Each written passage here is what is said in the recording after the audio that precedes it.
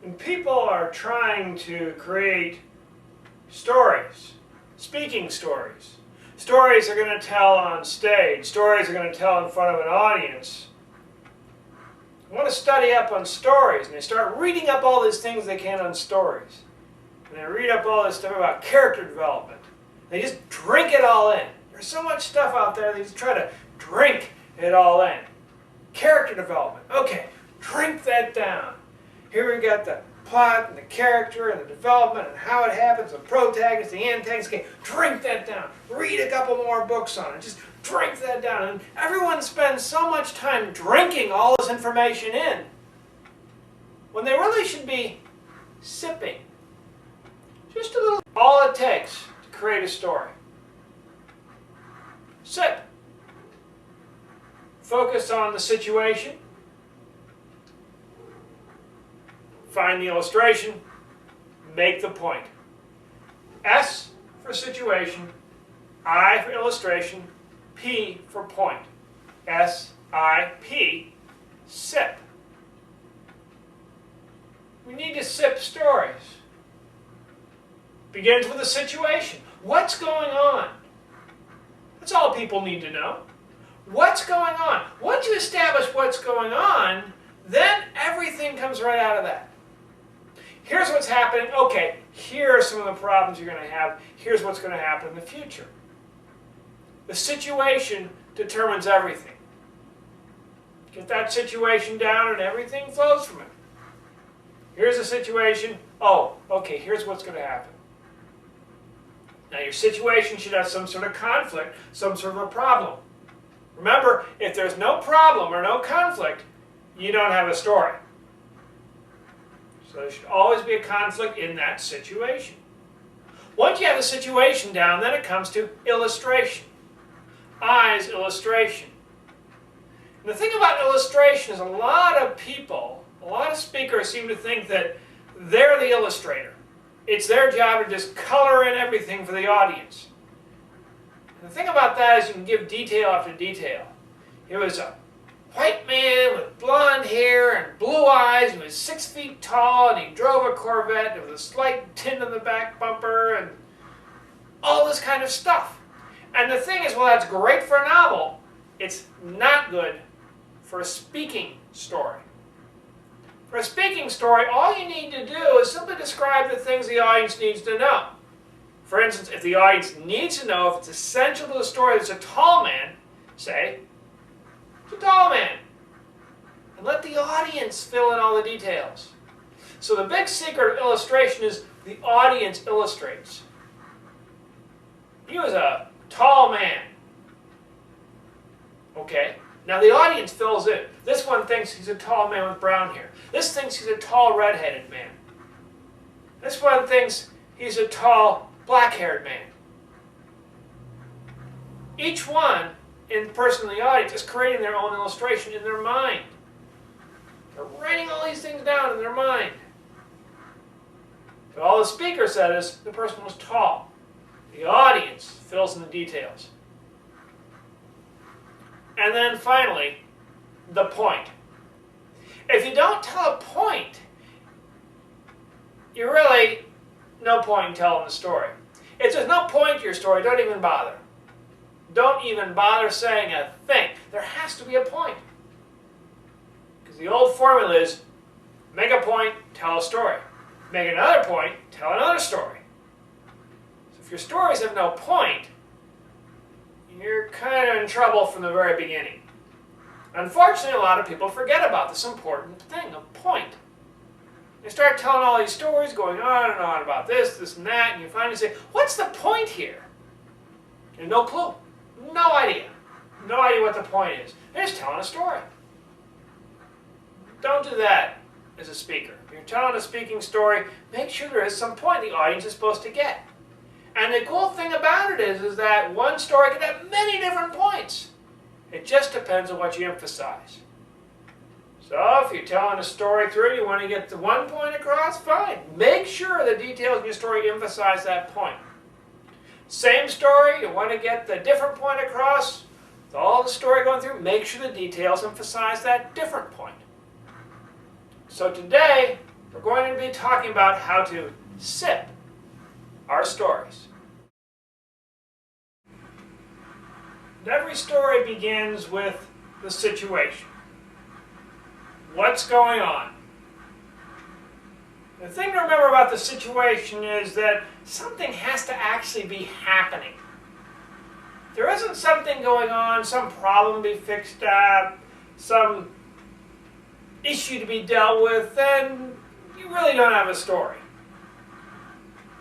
Without a situation, you've got something like, went out the other day, it was a beautiful day, wonderful weather, walked down the street, came home, had some soup. That's not a situation. It's just a lot of stuff all kind of put together in a chronological time kind of way. Here's what happened first, second, third, fourth. Not a situation. Best way to figure out if you have a situation is to ask yourself, okay, would I describe this as a situation? Because normally, if you say, I've got a situation to deal with, or I've got a situation here, you don't mean everything is wonderful and fantastic and rosy and isn't it great. You mean there's a problem. There's something we've got to get straightened out. That's something I learned long ago when I was a kid. My dad came home and said, Tim, we've got a situation here. I knew there was a problem, and I was part of it. I knew something needed to be done. I couldn't just say, oh, well, Dad, that's all right, I understand. These situations happen, but I'm sure it'll all work out just fine. No, that was not an option. So that's the way to remember what a situation is. Just picture somebody saying to you, hey, we got a situation here. In fact, when's the last time somebody told you they have a situation here? Maybe that's the basis of your story. The last situation you had. That's really what it's all about. What's going on? What's happening? What's the problem? What's the situation? And once you know what that problem is, then you can go with it.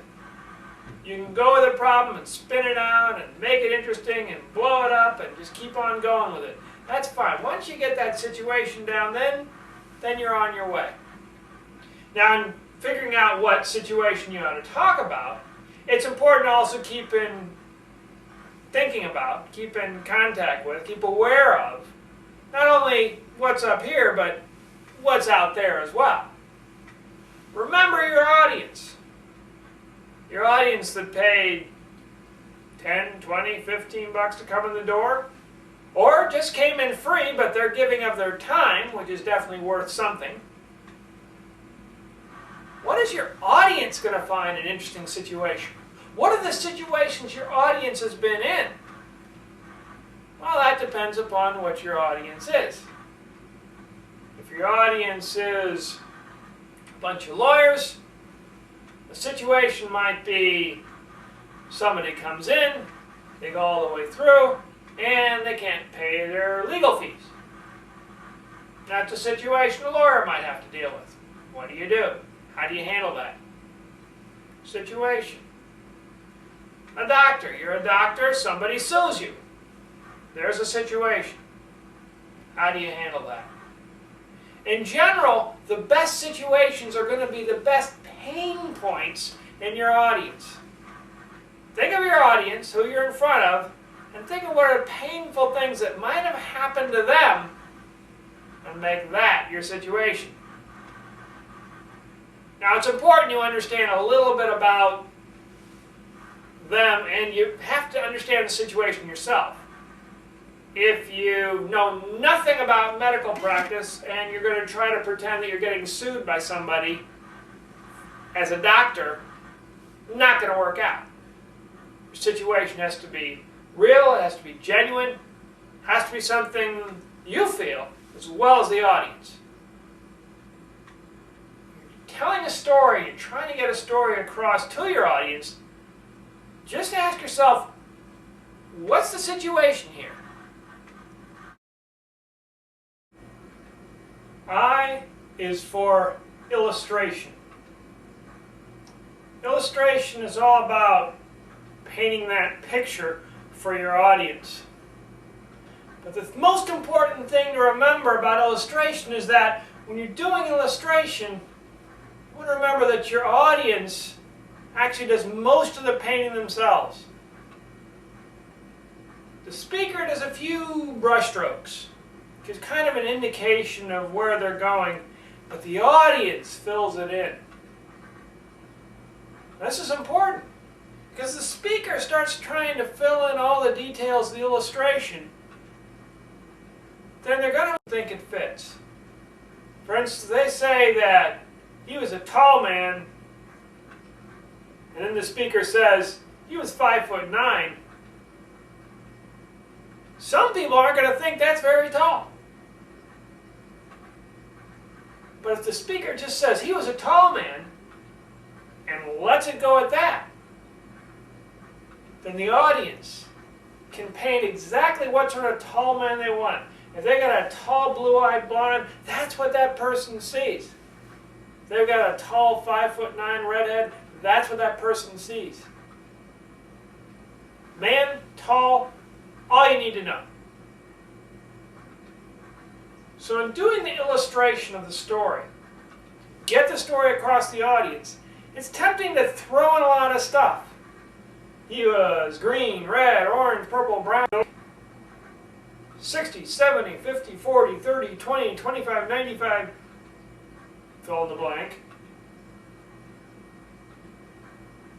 But that takes a lot of words, for one thing, which takes you away from your story itself. When you're putting all those words in that, the story isn't getting told. You're just sitting there talking about a lot of stuff, and nothing's happening in your story.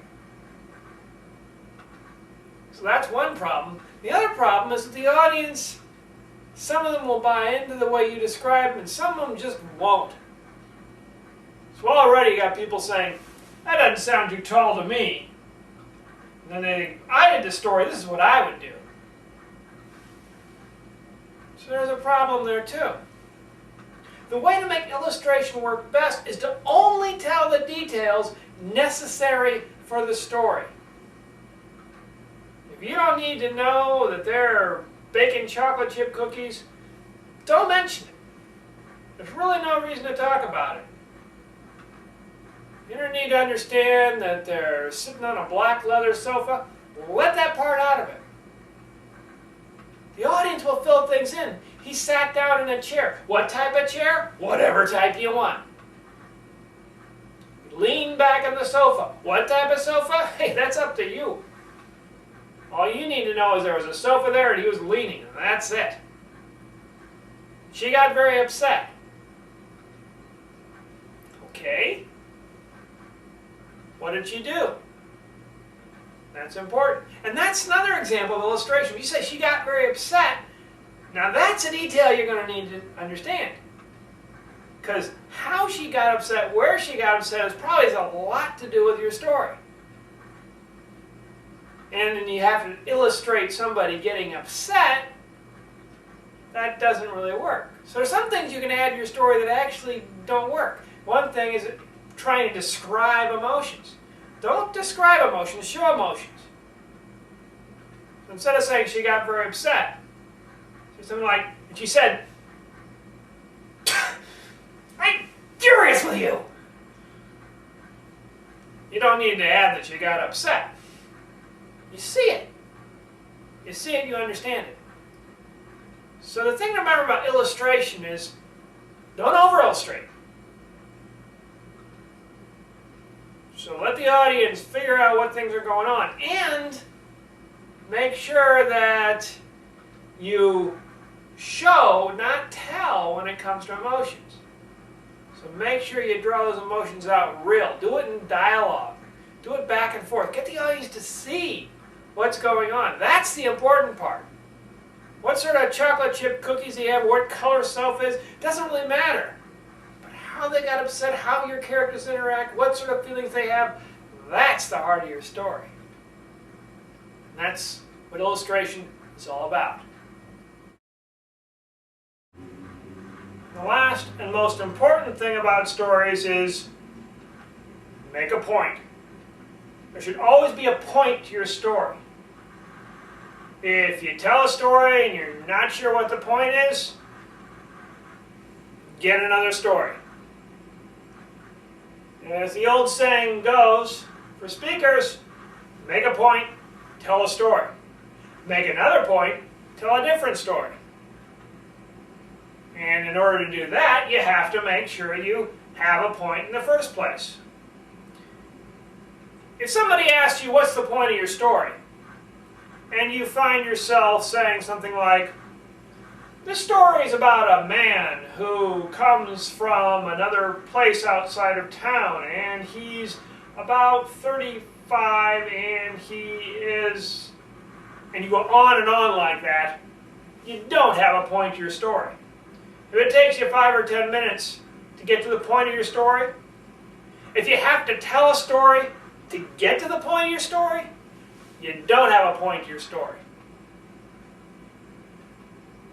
What you want to do is you want to have a point, a simple point. A point you can say in one sentence. Take the story of Romeo and Juliet, famous Shakespearean play. The point might be two lovers from completely different backgrounds fall in love with each other because opposites attract. And that's it. The point of the story is opposites attract. When you've got somebody at one side and somebody from a completely different side, there's going to be an attraction between them. That's the point of the story. Or the point of the story might be if you get serious too young and get into the dating thing too young, it can have horrible consequences. And that's another point. Perfectly good point for Romeo and Juliet. And you probably noticed that I've mentioned one story and I've gotten 2 points out of it. In fact, for a story like Romeo and Juliet, big long play, probably hundreds of points you can get out of Romeo and Juliet. The thing is to pick 1 point for your story and to make sure everything in your story reinforces that point. So everything in your story should just feed right back into that point. It's like, here's the point, and everything in the story reinforces that point. That's really important. So if you're telling a story about people from different backgrounds who attract each other, focus on their different backgrounds. Focus on how different they are. Focus on how interested they are in each other. Focus on all the different ways that they find to get together. And when they get together, make sure they talk about things like, oh, you're so different from me, I find that amazingly attractive. So in other words, your story reinforces that point. Opposites attract. Now if your point is about them being too young and getting in a relationship with horrible consequences, emphasize that. How young they are, how inexperienced they are, how they really don't know anything going on, how they get kind of tricked into this suicide pact, into this agreement to kill each other, and how tragic and horrible that is. Everything in your story should reinforce that. The thing to notice in here is it doesn't matter really so much what the point of the story is, just your story has to reinforce that point. Now if you're wondering what is the point, here's a simple tell talk to different means you can the next time you give me again and again that when you do give that story, it has one and only one point to it, and make that point clear to your audience. And that's how you sip stories. The sip stories, think about the situation. What's going on? What's happening? It's that situation that's going to drive your whole story. Out of the situation comes all the other things that are going on. Depending on your situation, they have different choices. What are the choices made? How are they made? That's what it's all about. So once you have your situation, you have about a lot of the story. I wouldn't say half, but a lot of the story is done once you have the situation. Situation in hand, situation ready to go, you're doing pretty well. If you have the situation, then comes illustration. For illustration, just remember, you don't need to have a lot of details. What cap size they had, whether red hair, or green hair, or blue hair, or brown hair, doesn't really matter. All you need are the things that are basic to your story. What does your audience really need to know? If you're talking to somebody, they're your friend. Maybe that's all they need to know. Hey, my friend. Whatever they think a friend looks like, that's what they look like. Or if it's really important the audience understands this is a tall person, hey, talking to this person, they're tall. Talking to this tall guy. All right. People get that. Whatever the audience needs to know, that's the illustration. All the rest of it is left up in their minds. It all happens inside their heads. So each person is going to illustrate the story in a little bit differently. The speaker doesn't illustrate, the audience illustrates for the speaker. And then finally the point. You have to have a point. And all too often, people don't have points. They're not quite sure what they're talking about or why they're talking about it. They just know, oh, this is kind of an interesting story. Maybe you want to hear it. But that doesn't work. A story without a point isn't a good story. So you have to have a point. Make sure there's some point, and make sure that that point is clear.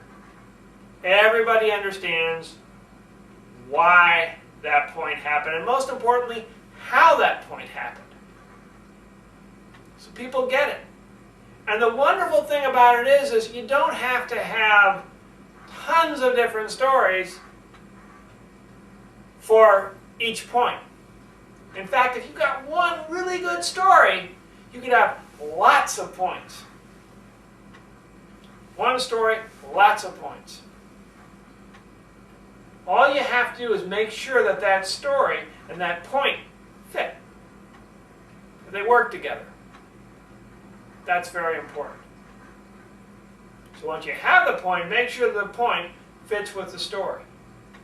And if you have those three things, situation, illustration, and point, then you're ready to go. Then you've got a story that's going to go somewhere. And it's all too easy to forget about one of those things. There's a problem. If you have a story, but you're really not sure what the situation is, don't have a story. Trying to tell a story and people aren't quite sure what people look like or what the important things are, they don't quite understand that. The illustration's off, again, no story. And if there's no point, well, you may have a story, but why bother? With no point, forget about it. So it's those three things you need to have: situation, illustration, point. Without one of those things, that's it. One of those things gone, there's a problem. One of those things gone, you don't have what you need. You don't have the basics. So just make sure that you always sip stories. You always make sure you understand what the situation is. What's going on?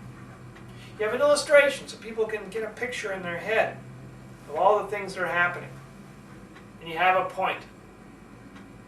A very clear point for the story that everybody understands.